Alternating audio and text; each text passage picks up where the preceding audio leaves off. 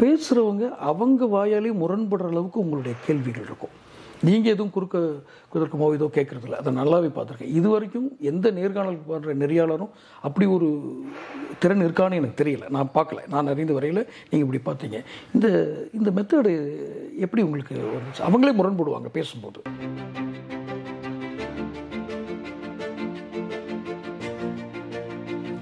ஒரு காதலன் 2 காதலி அல்லது 2 காதலன் 1 காதலி, இந்த மாதிரி சப்ஜெக்டில் நீங்கள் எடுத்து போயிடலாமே.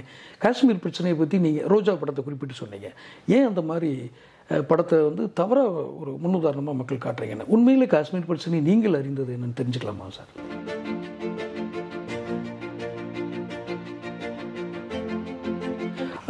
உங்களுக்கு அந்த டிரான்ஸ்ஃபர்மேஷன் ஏற்பட்ட இடம் இதற்கா? ஒரு குறிப்பிட்ட இடம்னு நான் சொல்ல முடியாது.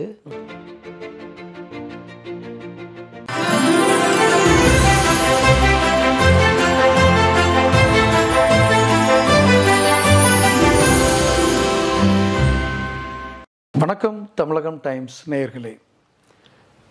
இன்று நான் உரையாட இருக்கும் காண இருக்கும் சிறந்த ஆளுமை இன்று எனக்கு ஒரு மட்டற்ற மகிழ்ச்சி என்று கூட சொல்லலாம். தேசிய சர்வதேச தலைவர்களை நேர்காணல் செய்த ஆளுமை. இன்னும் சொல்லப்போனால் நேர்காணல் என்ற ஒரு நிகழ்விற்கு இலக்கணமாக திகழ்ந்த நபர். இன்னும் சொல்லிக்கொண்டே போகலாம். திரு ரவி பெர்னாண்ட் அவர்களை இன்று நேர்காணல் காண இருக்கிறோம். ஐயா வணக்கம். வணக்கம். நேர்காணலுக்கு நீங்கள் சம்மதித்ததற்கு எனது மனமார்ந்த நன்றிகள்.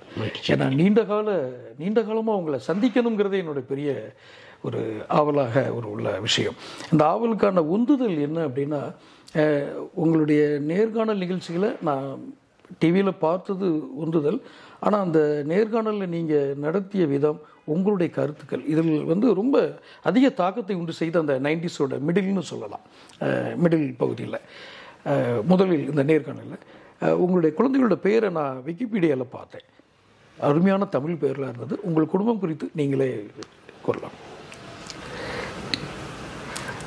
குடும்பம்னா எங்கள் அப்பாட்டேருந்து ஆரம்பிக்கணும். ரைட். எங்கள் அப்பா கும்பகோணத்தில் சிறியமலர் மேல்நிலைப்பள்ளி, இப்போ மேல்நிலைப்பள்ளி, அப்போ உயர்நிலைப்பள்ளி, அதில் ஆசிரியராக இருந்தார். எங்கள் அம்மா குழந்தை தெரேசா, எங்கள் அப்பா பேர் ஆரோக்கிய சுவாமி. எங்கள் அம்மா ஆசிரியராக இருந்தாங்க. ஏடபிள்யூ ரவி ஆரோக்கிய சுவாமி, வில்லியம் ரவி பெர்னாண்ட். அந்த வில்லியம்ங்கிறது எனக்கு ஒரு மூத்த அண்ணன் இருந்தார், அவர் இறந்து போயிட்டார். ஆமாம். ஓகே. அதனால் அவர் பேரை எனக்கும் என்னுடைய தங்கைகள், தம்பி எல்லாருக்குமே அந்த பேரை வச்சாங்க. அதனால் எங்கள் வீட்டில் எல்லாரோட பேரும் வில்லியம்னு ஆரம்பிக்கும். ஓகே. பிறகு எங்கள் அப்பா பிலிப்பீன்ஸ் நாட்டில் வேலைக்கு போனார், ரேடியோ வெரிட்டாஸ்ன்னு. அப்புறம் என்ன அங்கே படிக்க அழைச்சிட்டு போனார். அங்கே நான் படிக்கும்போதே நான் வேலையும் செஞ்சேன், ரேடியோ வெரிட்டாஸ்ன்னு. ரேடியோ வெரிட்டாஸ் ஏஷியா அப்படின்னு ஆசிய நாடுகளுக்கான ஒரு வானொலி, அது சிற்றலை வானொலி, ஷார்ட் வேவ் ரேடியோ. 89 இந்தியாவுக்கு திரும்பி வந்தோம். எங்கள் அப்பா 91 ஒரு செரிபிரல் ஹெமரேஜில் இறந்து போனார். இந்தியாவுக்கு திரும்பி வந்த உடனே நான் தினமணி பத்திரிகையில் திரு ஐராவத மகாதேவன்ட்ட, அவர்கள் ஆசிரியராக இருந்தப்போ நான் ரிப்போர்ட்டராக பணியாற்றினேன். அங்கேருந்து லோயோலா காலேஜுக்கு போனேன். விஷுவல் கம்யூனிகேஷன் ஒரு புது துறையை ஆரம்பிக்கிற வாய்ப்பு எனக்கு கிடைச்சது. ஓகே. என் மனைவி புது துறையை ஆரம்பிக்கிறீங்க? ஆமாம், லயோலா ஆரம்பித்தேன். என்னோடய மனைவி மதுரையை சேர்ந்தவங்க, ஃபாத்திமா காலேஜ்லேயும் பிறகு அண்ணாமலையிலையும் படித்தவங்க. எனக்கு 3 குழந்தைகள். அந்த 3 குழந்தைகளில் ஒருவர் மருத்துவர், இங்கிலாந்தில் இருக்காங்க. ஒருவர் ஐநா சபையினுடைய அகதிகள் நிவாரண பணிகளில் அதிகாரியாக இருக்காங்க, கோப்பன்ஹேகனில். இன்னொருவர் ரினியூவபிள் எனர்ஜியில் ஆய்வாளராக பாஸ்டனில் இருக்காங்க, அமெரிக்காவில். நாங்கள் இங்கே சென்னையில் நானே மனைவியும் இருக்கிறோம். என்னுடைய அம்மா இருக்காங்க இன்னும், அவங்க கும்பகோணத்தில் எங்கள் வீட்டில் இருக்காங்க. கிரேட். 92 வயசு அவங்க இருக்காங்க கும்பகோணத்தில். உங்களுடைய கல்லூரி பருவம் பிலிப்பைன்ஸில் தான் இல்லையா? இளங்கலை முதுகலை ரெண்டுமே? ஆமாம், இளங்கலை முதுகலை ரெண்டும் பிலிப்பைன்ஸில் தான் ஏதாவது கும்பகோணத்தில் ஆரம்பித்தது. பட் ஆனால் இங்கே படித்தது பியூசி. அப்புறம் அங்கே போயிட்டு ஜேர்னலிசமும் மாஸ் கம்யூனிகேஷனும் படித்தேன். ரைட். நீங்கள் எனக்கு நீங்கள் தெரிய ஆரம்பித்தது, நான் உங்களை பற்றி அறிய ஆரம்பித்தது வந்து நேருக்கு நேர் அப்படிங்கிற சன் டிவியோட நிகழ்வில் தான். நிறைய நான் 90% அந்த ப்ரோக்ராம் எல்லாம் பார்த்துருப்பேன்.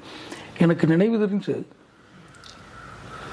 நீங்கள் முன் தயாரிப்போடு வந்தீங்களா அப்படின்னு எனக்கு தெரியல. ஒவ்வொரு நேர்காணலும் நீங்கள் மனிதர்களை சந்திக்கும் பொழுது, ஆனால் அவங்க பேசுகிறவங்க அவங்க வாயாலே முரண்படுற அளவுக்கு உங்களுடைய கேள்விகள் இருக்கும். நீங்கள் எதுவும் குதர்க்கமோ ஏதோ கேட்குறதில்ல, அதை நல்லாவே பார்த்துருக்கேன். இது வரைக்கும் எந்த நேர்காணலுக்கு பாடுற நெறியாளரும் அப்படி ஒரு திறன் இருக்கான்னு எனக்கு தெரியல, நான் பார்க்கல. நான் அறிந்த வரையில் நீங்கள் இப்படி பார்த்தீங்க. இந்த மெத்தடு எப்படி உங்களுக்கு வந்துச்சு? அவங்களே முரண்படுவாங்க பேசும்போது. அது அதற்கான தயாரிப்புன்னு எதுவும் இல்லை. ஆனால் இருந்தாலும் நான் ஒரு கல்லூரியில் பேராசிரியராக இருந்ததுனால ஒரு வகுப்புக்கு தயாராகிறது ஒரு ஆசிரியருடைய கடமை. அது மாதிரி ஒரு நிகழ்ச்சிக்கும் நான் தயாராவேன். அதில் ஒருவரோட முரண்படணும்னு நான் நினச்சி அவங்கள கேள்வி கேட்டதில்லை. ஆனால் சில விளக்கங்களை அவங்க சொல்கிறதுல இருக்கக்கூடிய பொருள் முழுமையாக தெரியணும் அவங்களுக்கு உதவுறதுக்காக. ஓகே, புரியுது. அவங்களோட முரண்படுறதுக்கு இல்லை, விருந்தினர் அப்படி செய்கிறது இல்லை. நீங்கள் ஒரு கருத்தை சொல்கிறீங்க, அது எனக்கு இன்னும் கொஞ்சம் புரிகிற மாதிரி சொல்லுங்கள், ஓகே அப்படின்னு அவங்களுக்கு உதவுறதுக்காக சொல்லும்போது அவங்களே முரண்பட்டுறாங்க. அதில் வந்து விளக்கும் போது சிலருக்கு முரண்பாடு. எனக்கு மனசில் தெளிவு இல்லைன்னா வார்த்தைகளில் ஒளி இருக்காது. கரெக்ட், நான் சரியாக சொன்னீங்க. எனக்கு அந்த நேர்காணலில் நினைவிருந்த சில பகுதிகளை சொல்கிறேன். மறைந்த ஸ்ரீவில்லிபுத்தூர் எம்எல்ஏ தாமரைக்கனி நீங்கள் நேர்காணல் எடுத்தீங்க. அப்போது அவரை கேட்கும்போது, நீங்கள் சட்டசபையில் அடிக்கடி சர்ச்சைக்குள்ளாகிறீங்க, மற்றவங்களை அடிக்கிறீங்கன்னு கேள்விப்படுறேன் அப்படின்னு நீங்கள் கேட்குறீங்க.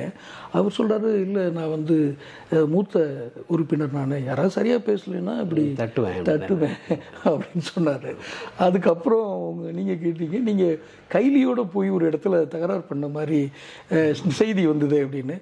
இல்லை, காலைல பேப்பர் படிச்சுட்டு இருந்தேன், கையிலையும் துண்டும் போட்டிருந்தேன், கட்டம் போட்ட கைலி, இப்போ நீங்கள் கூட சட்டை போட்டிருக்கீங்க, கட்டம் போட்ட சட்டை போட்டிருக்கீங்க, அதனால் நான் அப்படி சொல்ல முடியுமா அப்படின்னு கேட்ட உடனே உங்கள் பதில், அவர் இப்படியே எல்லாருமே சாந்தமாக சொல்லிட்டு வரவும் நீங்கள் சொன்னீங்க, ஒரு காந்தியவாதியை இப்போது நாடு தவறாக புரிந்து கொண்டதும் நான் எடுத்துக்கிறேன் அப்படின்னீங்க. அதை நீங்கள் சிரிக்காமல் சொன்னீங்க. எனக்கு அந்த நிகழ்வு ரொம்ப, ஏன்னா அதெல்லாம் இன்ஸ்பிரேஷன். இப்போ நீங்கள் அந்த நேரில் கண்டதில்ல. ஒரு விஷயம் நான் உங்கள்கிட்ட தெளிவு காண விரும்புகிறேன். ஒரு டைரக்டர், அவர் யாருன்னு எனக்கு ஞாபகம் இல்லை, சினிமா துறையை சேர்ந்த டைரக்டரோ யாரோ ஒருத்தட்ட நீங்கள் பேட்டி எடுக்கும்போது சொன்னீங்க, நேர்காணல், அந்த நேரில் நீங்கள் ஏன் காஷ்மீர் பிரச்சனையெல்லாம் தொட்டு படம் எடுக்கிறீங்க, ஒரு காதலன் 2 காதலி அல்லது 2 காதலன் 1 காதலி, இந்த மாதிரி சப்ஜெக்டில் நீங்கள் எடுத்துகிட்டு போயிடலாமே, காஷ்மீர் பிரச்சனையை பற்றி நீங்கள் ரோஜா படத்தை குறிப்பிட்டு சொன்னீங்க, ஏன் அந்த மாதிரி படத்தை வந்து தவறாக ஒரு முன்னுதாரணமாக மக்கள் காட்டுறீங்கன்னு? உண்மையிலே காஷ்மீர் பிரச்சனை நீங்கள் அறிந்தது என்னன்னு தெரிஞ்சுக்கலாமா சார்? காஷ்மீர் பிரச்சனை என்பது அது உரிமை தொடர்புடைய பிரச்சனை. அது அது அதை நான் விளக்கணுன்னா இப்போ முழு நம்மளுடைய பேட்டி முழுசும் அதில் போயிடும். அதில் மாற்று கருத்துக்கள் வரும். அப்புறம் இன்னொன்று, உங்களுக்கு ஜியோ பாலிட்டிக்ஸ் மாற மாற ஒரு பிரச்சனையினுடைய வடிவங்களே மாறும். அது ஒவ்வொரு தலைமுறையும் புரிந்து கொள்ளுகின்ற விதங்களும் மாறும். புரியுது. வியட்நாமும் அமெரிக்காவும் இன்றைக்கி நட்புறவு ஒப்பந்தம் போடுறாங்க. யுத்தம் செய்து 30 ஆண்டுகளில் கடுமையான யுத்தம் செய்து கொத்து குண்டுகளை போட்டு லட்சக்கணக்கான மக்களை அழித்து அங்கே வந்து வியட்காங்னு ஒரு கரில்லா மூமெண்ட்டை ஆரம்பித்து எவ்வளவோ தங்கள் வாழ்க்கையே இழந்த அந்த வியட்நாம் வார் பற்றியான புரிதல் நமக்கு வேற, இன்னைக்கு வர்ற தலைமுறைக்கு வேற. நமக்கு மட்டும் இல்லை, வியட்நாம்லேயே அந்த புரிதல் மாறிடுச்சு. இன்னைக்கு வியட்நாமும் அமெரிக்காவும் இப்போ புரிந்துணர்வு ஒப்பந்தம் போட்டு இந்த ஜனாதிபதியை, இந்த பிரதமர் அந்த ஜனாதிபதி வரவேற்கிறதும் அந்த ஜனாதிபதி எந்த பிரதமர் வரவேற்கிறதுமா இருக்குது. அதனால் அந்த ஈரா, அந்த அண்டர்ஸ்டாண்டிங், அந்த ப்ரெசன்டேஷன். ஓகே. அது இன்னைக்கு அது இம்மெட்டீரியல் இல்லை. நீங்கள் நேர்காணல் கண்ட சமயத்தில் கூட காஷ்மீர் பிரச்சனை வேறு மாதிரி நீங்கள் அணுகிருக்கீங்கன்னு நீங்கள் சொன்னீங்க அந்த சினிமா பிரபலத்திட்ட. அவர் யாருன்னு எனக்கு ஞாபகம் இல்லை, ஆனால் நீங்கள் சொல்லும்போது நினைவு இல்லை. ஆமாம், ஆனால் நீங்கள் சொல்லும்போது இந்த உதாரணத்தோடு சொன்னீங்க. நீங்கள் இப்படி படம் எடுத்துகிட்டு போயிடலாமே, ஏன் காஷ்மீர் பிரச்சனையை வந்து தொடர்றீங்க? காரணம் அந்த படத்தில் வந்து காஷ்மீர்னாலே தீவிரவாதிகள் நிறைந்த இடம், ஒரு கடத்திட்டு போயிடுவாங்க, உங்களை கொடூரமாக சித்தரிக்கிற விஷயத்தை ஏன் பண்ணுறீங்க அப்படின்னு கேட்டீங்க. அப்போ உங்களுக்கு ஒரு புரிதல் அதை பற்றி இருந்திருக்கு.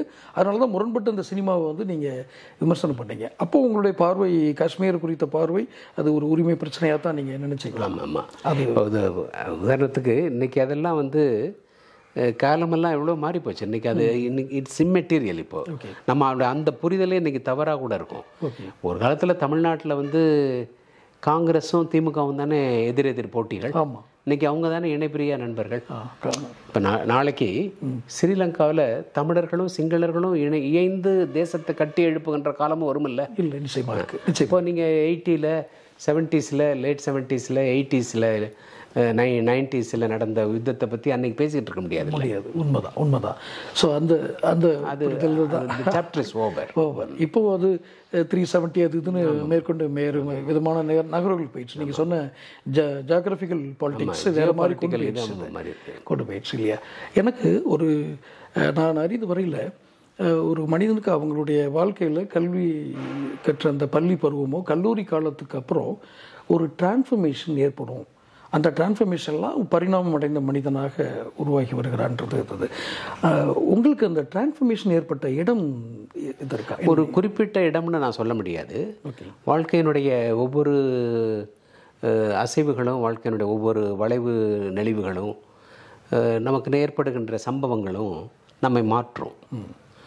நாம் பழகுகின்ற மனிதர்கள், நாம் பணியாற்றுகின்ற இடங்கள், நமக்கான சமூக பொறுப்பு, அந்த பொறுப்புகளை நம்ம நிறைவேற்றுற விதம், இதெல்லாம் வயசுக்கு வயசு மாறும்.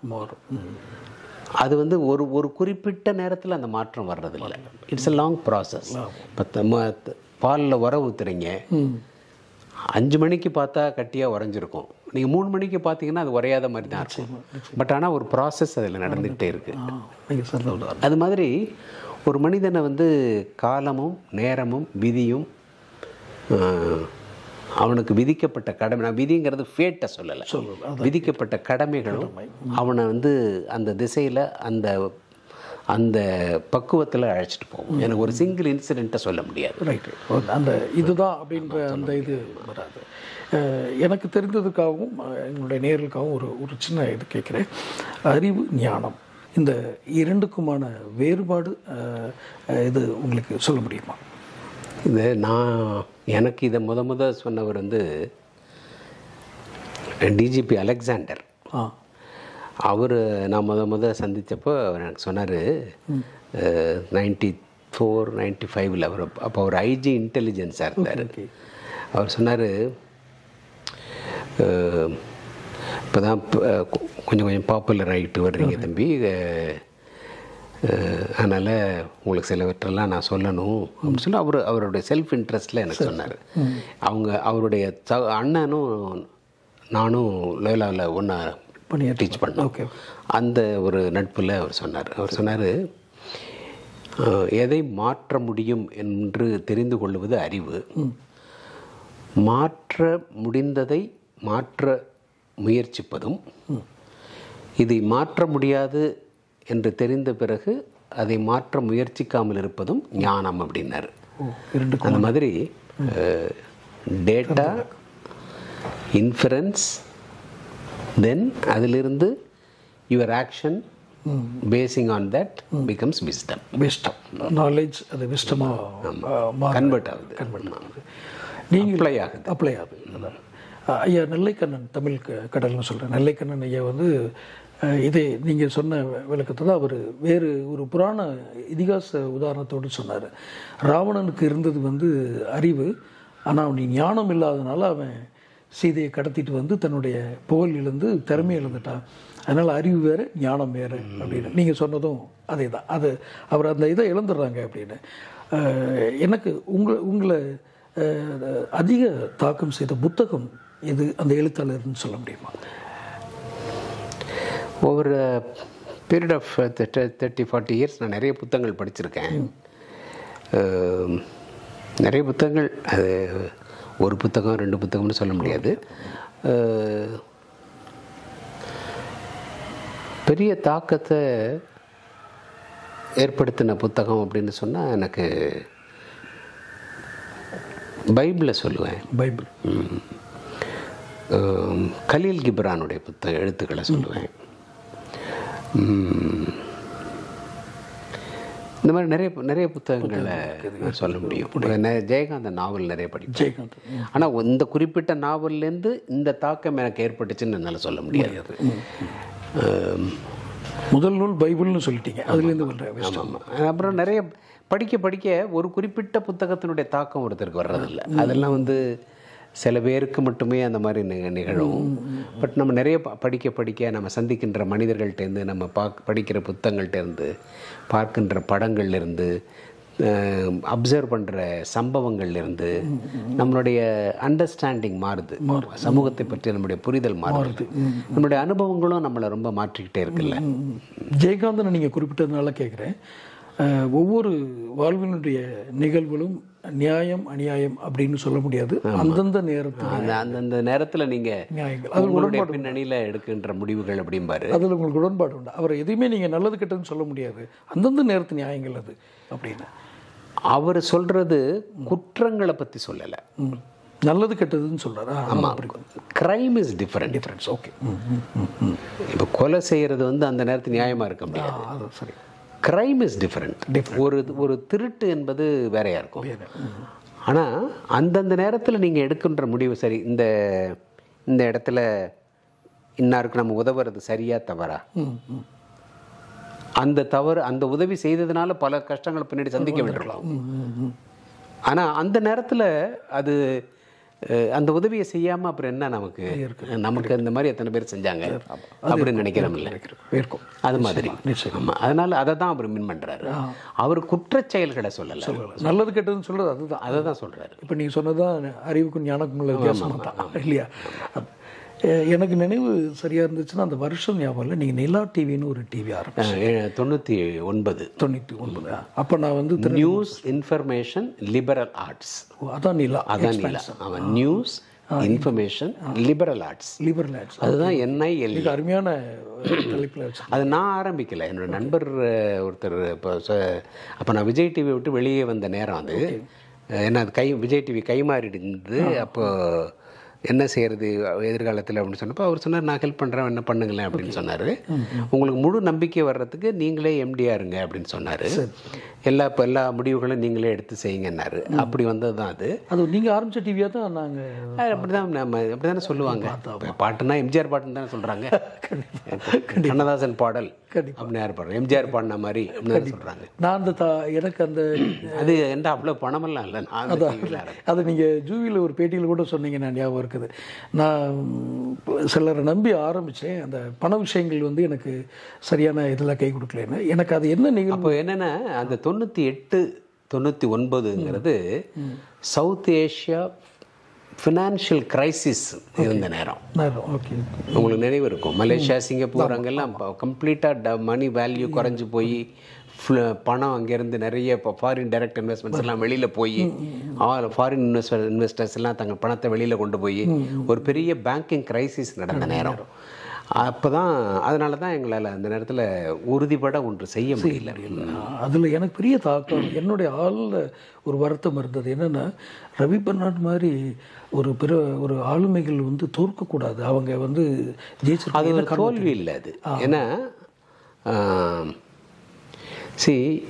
வாழ்க்கையில் எது தோல்வி எது வெற்றி, எது தோல்வி எது வெற்றி, அது அவங்களுடைய அந்த. ஆமாம், எது தோல்வி எது வெற்றி. எதுவுமே தோல்வி கிடையாது, எதுவுமே வெற்றி கிடையாது வாழ்க்கையில். நான் என்னுடைய அனுபவத்தை பொறுத்தவரையும் ஃபினான்ஷியல் லாஸஸ் வரும், பொருளாதார இழப்புகள் வரும், அதுக்கு பேர் தோல்வி கிடையாது. அந்த அனுபவத்தை வேற நீங்கள் எப்படி பெறுவீங்க? பள்ளிக்கூடமே எல்லாத்தையும் சொல்லி கொடுத்துக்கிட்டு இருக்க முடியாதுல்ல. அதான் பாமா விஜயம் படத்தில் டைரக்டர் பாலச்சந்திரன் ஒரு வசனம் வச்சிருப்பாரு, பள்ளிக்கூடத்துக்கும் வாழ்க்கைக்கும் ஒரு வித்தியாசம் இருக்கு. பள்ளிக்கூடம் பாடம் சொல்லிக் கொடுக்கும், அப்புறம் பரீட்சை வைக்கும். வாழ்க்கை பாடம் சொல்லி கொடுக்கும், அப்புறம் தான் தேர்வு. ஆமாம், தேர்வு நடத்துறது. பள்ளிக்கூடத்தில் பாடத்திற்கு பிறகு பரீட்சை, இங்கே பரீட்சைக்கு பிறகு பாடம். முழுமையான ஒரு ஒரு ஒரு ஒரு டெஸ்ட்டு, அதுலேருந்து நீங்கள் வந்து வாழ்க்கையில் பாடம் படிச்சுக்கிறீங்க. ஸ்கூலில் ஒரு லெசன், அதுக்கப்புறம் உங்களுக்கு வந்து டெஸ்ட். இங்கே டெஸ்ட்டு அண்டு எக்ஸாம், அது வந்து சீக்வென்ஸ் மாறுது அப்படிங்கிறது. அதுதான் அந்த ஆமாம் மாற்றங்கிறது தான். வாழ்க்கை கற்றுக் கொடுக்குற பாடங்கிறது வேறு, இது இருக்கிறது வேறு. எனக்கு இன்னொரு விஷயம், நீங்கள் ஒரு நேர்காணலில் ஒரு யுத்தத்தை குறித்து பேசும்போது யுத்தம் தவிர்க்கப்படக்கூடிய ஒன்று தான் அப்படின்னு சொல்லி அந்த நாடு ஒன்று சொன்னீங்க, பிலிப்பைன்ஸ். ஆமாம், ஒரு மக்கள் புரட்சியில் அந்த அரசு அதிபருக்கு எதிராக அந்த தேர்தலில் ஊழல் நடந்துருச்சுன்னு சொல்லிட்டு மக்கள்லாம் புரட்சி பண்ணாங்க. அந்த மக்களை அடக்கிறதுக்காக இராணுவம் வந்தப்போ நான் அங்கே இருந்தேன், இப்போ ரிப்போர்ட்டராக அங்கே இருந்தேன். அந்த இராணுவத்துக்கு முன்னாடி மக்கள் மண்டிட்டு, நீ இந்த நாட்டுக்காரன் தானே, உனக்கு ஜனநாயகம் வேண்டாமா, நீ நானும் அண்ணன் தம்பி தானே, என்னை சுடுவதனால உனக்கு என்ன வந்துட போகுது, சுதந்திரம் வந்துட போகுதா அப்படின்னு கேள்வி கேட்டாங்க. அந்த இராணுவ வீரர்கள் வந்து அந்த டேங்கை விட்டு கீழே இறங்கிட்டாங்க. அப்போ அந்த கேள்வியை கேட்டோன்னே அதை தான் நான் மென்ஷன் பண்ணேன். அதான் அது. அப்போ யுத்தங்கள் தவிர்க்கப்படக்கூடிய சந்தர்ப்பங்கள் நம்ம கையில் தான் இருக்குது இல்லையா? நீண்ட கால யுத்தம் என்பதே கெட்ட போரிடும் உலகினை வேறுட சாய்ப்போம்னு தான் பாரதிதாசன் சொல்கிறாரு. யுத்தமே அழுகுரல் தானே, யுத்தமே துயரம் தானே, தவிர்த்திருக்கலாம். அந்த எந்த யுத்தமும் தவிர்க்கப்பட வேண்டியது தானே. ஏன்னா இராணுவம், சிவில் வார் இதெல்லாம் தவிர்க்கப்பட வேண்டிய ஒரு அம்சங்கள் தான் வருதுன்னு நினைக்கிறீங்க. நல்லதையா. உங்களுடைய சமீபத்தை நேர்காணல் நான் சில இதில் பார்த்தேன் வர்றதுக்கு முன்னாடி.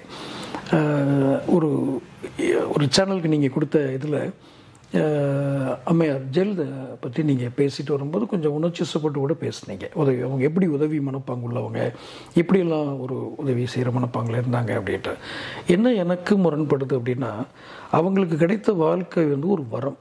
ஏன்னா அடுத்தவங்களுக்கு உதவுறது, ஒரு பெரிய பதவி அடைகிறது, மக்கள் மனதை கவர்ந்ததுன்னு ஒரு பெரிய வரம்.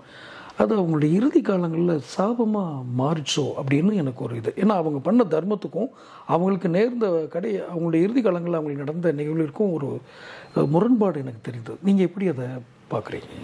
அதாவது ஒருவருடைய மரணம் எப்படி நிகழுது அப்படிங்கிறத வைத்து அவங்களுடைய வாழ்வு வரமாச்சா சாபமாச்சா நம்மளால் சொல்ல முடியாது. நான் கடைசி நேர குற்றச்சாட்டுகளை சொல்கிறேன். அவங்க ஒரு பழிச்சொல்லுக்கு ஆளாகி அது தர்ம சிந்தனையில். ஆமாம் ஆமாம். அதில் என்னுடைய பார்வை அதில் என்னென்னா, இயேசுநாதருடைய வாழ்க்கை நடந்த ஒரு சம்பவம் தான். நகர வீதிகளில் ஒரு பெண் ஓடி வர்றா, அவளை துரத்திக்கிட்டு எல்லா மக்கள் ஓடி வர்றாங்க. எல்லோரும் கையில் கல் வச்சுருக்காங்க. இயேசுநாதர் போய் அவங்கள மறிக்கிறார். ஏன் என்னாச்சு, ஏன் அப்படின்னு. இல்லை, அந்த பொண்ணு ஒரு பாவம் செஞ்சிட்டா, அந்த பாவத்துக்கு நம்மளுடைய சட்டத்தின்படி அவளை கல்லால் எரிஞ்சு கொன்னுடணும், அதுதான் சட்டம் ஒன்று. இயேசுநாதர் சொல்கிறாரு, அப்படியா? ஆமாம்மா, அப்படி ஒரு சட்டம் இருக்குது, நம்ம மரபில் அது இருக்குது, கல்லால் எரிஞ்சு கொல்லத்தான் வேணும். உங்களில் யார் பாவம் செய்யலையோ, அந்த பாவத்தை செய்யலையோ, அவங்க அந்த முதல் கல்லை எறிங்க, மற்றவங்க சப்சிக்வெண்ட்டாக நீங்கள் கல்லை எறிஞ்சிங்க அப்படின்னு இயேசுநாதர் சொன்னார். எல்லாரும் கல்லை கீழே போட்டுட்டு ரியலைஸ் பண்ணுறாங்க. இதை இந்த குற்றத்திற்காக இந்த பெண் மீது இப்படி ஒரு பழியை சுமத்தி அவளை கல்லால் எறிந்து கொள்வதற்கு நான் தகுதி இல்லாதவன் அப்படின்னு முதல் கல்லை யாருமே வீசலை. அது மாதிரி தான் அவங்களுடைய வாழ்க்கையும். லீகல் ப்ராசஸ் நடந்தது. அப்புறம் அதில் லீகல் ப்ராசஸில் என்ன நடந்ததுன்னு எல்லாருக்கும் தெரியும். அதில் அவங்க மகிழ்ச்சி அடைஞ்சாங்கன்னு நான் சொல்ல மாட்டேன். தன்னுடைய வாழ்க்கையில் இந்த மாதிரிலாம் நடந்ததுக்காக அவங்க நிச்சயமாக வருத்தம் தான் பட்டிருப்பாங்க. செய்யாத தவறுக்குன்னு இல்லை, ஒரு ப்ராசஸ் ஒன்று. நம்ம ஊரில் பாலிடிக்ஸ்னால் ஒரு ப்ராசஸ் இருக்குது. லீகல் ப்ராசஸ் ஒரு இது இல்லை, லீகல் ப்ராசஸ் ஒரு பக்கம். ஒரு அரசியல்வாதினா அவர்கள் வாழ்கின்ற வாழ்க்கை முறைன்னு நம்ம நாட்டில் மட்டும் இல்லை, உலகம் பூராவும் இருக்குது. ஓகே, உலகம் பூராவும் இருக்குது. அதில் அவங்களுக்கு அவங்க ஒரு அதில் வந்து அவங்களால அதில் திறம்பட அதில் வெளிப்பட்டுக்க முடியல. அவ்வளோதான் சொல்ல முடியும். அந்த அளவுக்கு தான் அவ்வளோதான் முடியும். அவ்வளோதான் சொல்ல முடியும். ஆமாம். நான் இதே ஒரு என்ன புரிதலை வேறு மாதிரி நான் ஒரு நபரை குறிப்பிட்டு கேட்குறது கூட வேண்டாம்னு நினைக்கிறேன். தெரிந்து தவறு செய்து நல்லன்னா நான் சொல்கிறது பொருளாதார ரீதியாக மற்றவர்கள் எதை வச்சு மதிப்பிடுறாங்களோ அந்த மதிப்பீடுகளை வாங்கி வாழ்கிறவங்களும் இந்த உலகத்தில் நீங்கள் வாழ்கிற சமகாலத்திலே பார்க்குறீங்க. எல்லா நன்மைகளும் செய்து அவ பேர் எடுத்துக்கணும்னு பார்க்குறீங்க. இதை எந்த மாதிரி நம்ம உணர்ந்துக்கிறது? இது தெய்வீக ஸ்பிரிச்சுவலாக இதில் சொல்கிறதுக்கு பெருசாக எனக்கு ஒன்றும் இல்லை. ஏன்னா அவரவர் வாழ்க்கை, அவரவர் எடுக்கின்ற முடிவு, அவரவருடைய சந்தர்ப்பம், சூழ்நிலைகள். இதில் இப்போ என் வாழ்க்கை நீங்களோ உங்கள் வாழ்க்கை நானோ வாழ முடியாது. இல்லாத மேடை ஒன்றில் எழுதாத நாடகத்தை எல்லோரும் பார்க்கின்றோம், நாமே எல்லோரும் நடிக்கின்றோம். இல்லாத மேடை ஒன்றில் எழுதாத நாடகத்தை எல்லோரும் நடிக்கின்றோம், நாமே எல்லோரும் பார்க்கின்றோம்னு கண்ணதாசன் சொல்லுவார். அந்த மாதிரி உலகம் ஒரு நாடக மேடை, அவரவர் வாழ்க்கை, அவரவர் பாத்திரம், அவரவர் நடிப்பு. அவ்வளோதான். அது அவங்களுடைய அதுவும் கடந்து போகும். கர்மா அப்படிங்கிறதுல உங்களுக்கு நம்பிக்கை இருக்கா? கர்மான்னு நான் எனக்கு ஏன் இப்படி நிகழ்ந்தது அப்படின்னு ஒவ்வொருத்தருடையும் ஒரு கேள்வி இருக்கும். Unanswered question. இல்லை, அப்படி இருக்கிறதுக்கு அப்படி அந்த ஆங்கிளில் நான் எதையும் யோசிச்சதில்லை. இல்லை சிலவங்க சொல்லுவாங்க, நான் எனக்கு ஏன் இப்படி நடந்துச்சுன்னே தெரியல அப்படின்னு சொல்கிறேன். இல்லை, அப்படி சொல்ல முடியாது. அது சுஜாதா சொல்லுவார், life is a progressive compromise அப்படிம்பார். ஓகே. அது மாதிரி நீங்கள் ஒன்றொன்றாக ஒவ்வொரு ஸ்டேஜஸில் நீங்கள் எடுக்கின்ற முடிவுகள், அந்த முடிவுகளுக்கான விளைவுகள், அவ்வளோதான். முன் தீர்மானிக்கப்பட்ட வாழ்க்கை அப்படிங்கிறது கடவுளால் அப்படி செஞ்சிட்டோம்னா ரொம்ப ஃபேட்டலிஸ்டிக் ஆகிடும். மனிதன் வாழ்க்கையில் ஒரு நிம்மதியாகவே இருக்க முடியாது. இல்லை, லெட் திங்ஸ் ஹேப்பன் அப்படின்னு விட்டுறணும். ஓகே. அப்படி இருக்குதாங்கிறத பற்றி நம்ம கவலையே படக்கூடாதுங்கிறேன். அந்த ஆங்கிள் சொல்கிறேன். ஆமாம், கர்மா இருக்கா இல்லையான்னு நான் சொல்லலை. அப்படி இருக்கிறதாக இருந்துட்டு நம்ம மூளையில் முடங்க முடியாது. Let things happen. நடப்பது நம்ம என்னுடைய கடமையை செய்வேன். முடிவை காலமும் கடவுளும் முடிவு பண்ணட்டும். அதான்